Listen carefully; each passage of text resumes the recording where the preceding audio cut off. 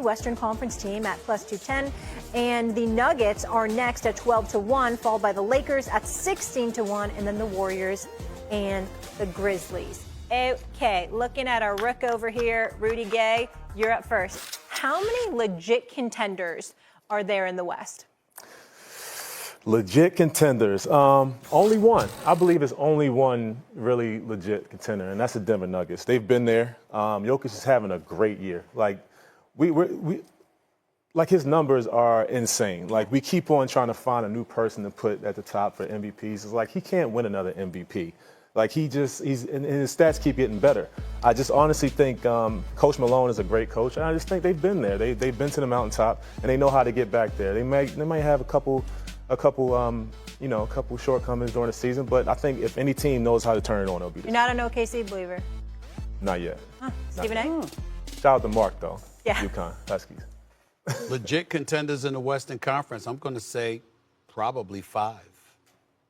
5? I think okay. 5. Okay, so Rudy says 1 and you have 5. That's right. All right, That's this is a discrepancy. Let's break it down. Well, let me tell you why. Because a whole bunch of people can beat everybody. We saw Minnesota come back from a 25-point deficit and beat the #1 seed in the West, OKC, the other day. We saw that, right? I'm looking at OKC. We got to put Denver because of Jokic, right? LeBron and Luka, we can't summarily dismiss that, right? That's 3 right there, okay?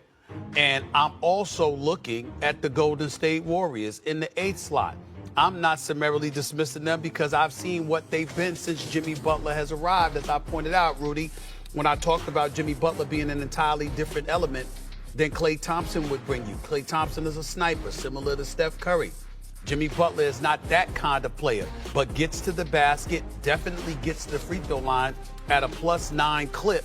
And as a result, that ranks like 6th in the NBA in terms of the average amount of free throws he takes per game since he's been at Golden State. I'm looking at all of those things spelling to some degree for a Steph Curry, for a Draymond Green, which makes them both formidable, more formidable in doing what they do. Steph Curry's case, scoring and moving without the basketball. Draymond Green in terms of his intensity, his energy, his defensive prowess. I'm thinking about Golden State. And last but not least, I'm going to say Dallas. I didn't even mention Minnesota yet. Maybe I should, the way Anthony Edwards and what he's capable of. But definitely Dallas. And let me tell you why Dallas. Because y'all keep looking at Dallas without Anthony Davis and Daniel Gafford. They're both expected back. And when those brothers get back, and you got Kyrie and Clay and PJ, I'm sorry. The Dallas Mavericks can make some noise. And they could come out of the West, too. And they got Christie from the L.A. trade. I'm telling you right now, sleep on them if you want to. I got those 5 with Minnesota as an honorable mention. I could have made a case for 6 because they all could beat each other. Not to cut you off, I don't think any of them have what Denver has. And that's continuity. There's so many trades and stuff going on.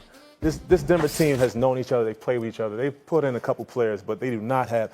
Shout out to Russell Westbrook. They also lost to Minnesota last year. And they have lost, and they've also won a championship. So 2 years ago. Yeah, well, with the same players, same core.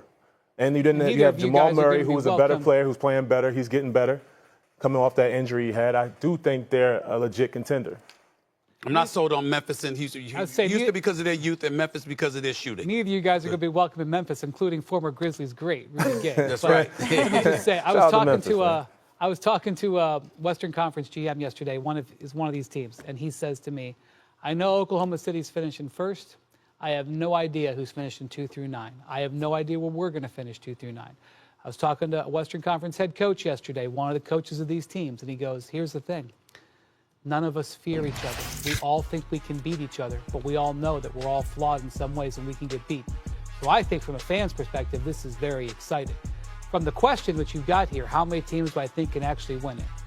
I think I got a list of 4, and that list is growing. A couple of weeks ago, guys, I would have been right with Rudy, and I would have said Denver, and absolutely Oklahoma City. I feel like I'm one of the few people on the national stage who's defending the Thunder, who I think are an awesome team and remain my favorite, although I think it's going to get hairy for them.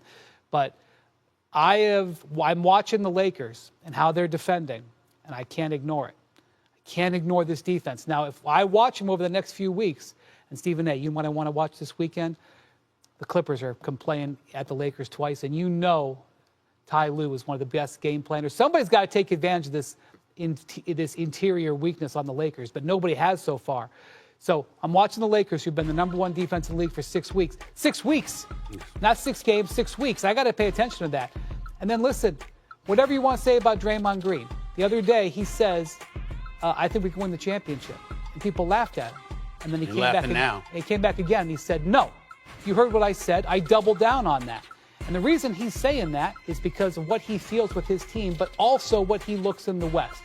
So I'm looking and paying attention to those two teams. Those are sort of on my watch list. With the opportunity, I could move it to more, Stephen A. I could feel that way about the Mavericks after a few more weeks when AD comes back. See, exactly. Wendy caged it perfect because Stephen A. could make some noise is not the same as a legit contender. Wendy at least recognizes there are some teams that he's going to be watching that could, but that are not necessarily legit contenders. I'm with you that I think there are 4. I think there are 2 no-brainers that are legit contenders, that being the Nuggets for the aforementioned reasons, and also OKC, right? Because they got better from last year. They added more defense. Hartenstein and Caruso have been great. And they also, what did they lack last year? What was the thing that we kept saying? It prevented us from being full-throated about whether they could actually win. It was their lack of experience. Because entering the season last year, SGA had played 13 games in the playoffs. Lou Dort had played 6, and the rest of their starters hadn't played any. So they've got at least another run under their belt. But I'm also with you on the Lakers, and I'm sorry. Like, I know you sort of mentioned them and said the shooting is an issue, but I'm looking at the Grizzlies too. I'm looking at the team that's currently sitting at #2 in the Western Conference that has Ja Morant not playing to Ja Morant levels, not playing very much at all, in fact. I think he's averaging less than 28 points per game. Jaren Jackson, their leading scorer, also averaging under 30 points per game.